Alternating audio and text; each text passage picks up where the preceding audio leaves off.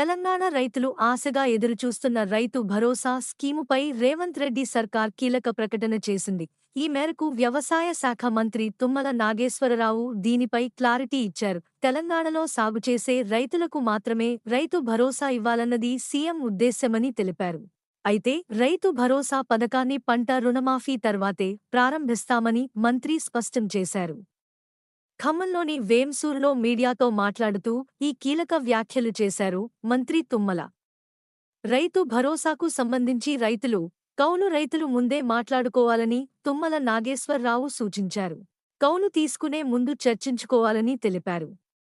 సాగు చేసే రైతులకే రైతు భరోసా ఇవ్వాలనేది రేవంత్ రెడ్డి కోరిక అని మంత్రి తెలిపారు. గత 5 ఏండ్ల కాలంలో సాగు చేయని భూములకు కూడా రైతు భరోసా వచ్చిందన్నారు. దానివల్ల 25,000 కోట్లు దుర్వినియోగం అయినట్లు మంత్రి తెలిపారు. 10 నుంచి 15 రోజుల్లో రైతుల అభిప్రాయాలను తీసుకుని సబ్ కమిటీ సీఎంకు నివేదిక అందిస్తుందని తుమ్మల తెలిపారు.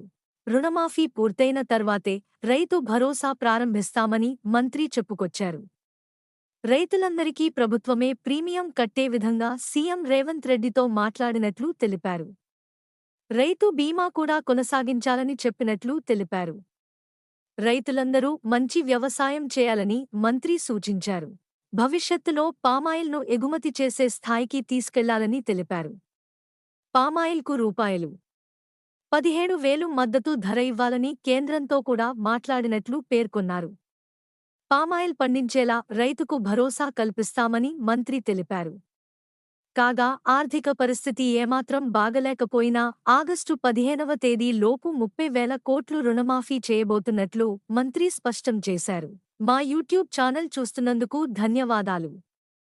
తాజా వార్తల కోసం మా ఛానల్ను సబ్స్క్రైబ్ చేయండి మరియు బెల్ ఐకాన్ను క్లిక్ చేయండి. తద్వారా మా కొత్త వీడియోలు మీకు వెంటనే అందుతాయి. మీ అభిప్రాయాలు కామెంట్స్లో పంచుకోండి. తదుపరి వీడియోలో కలుద్దాం. ధన్యవాదాలు.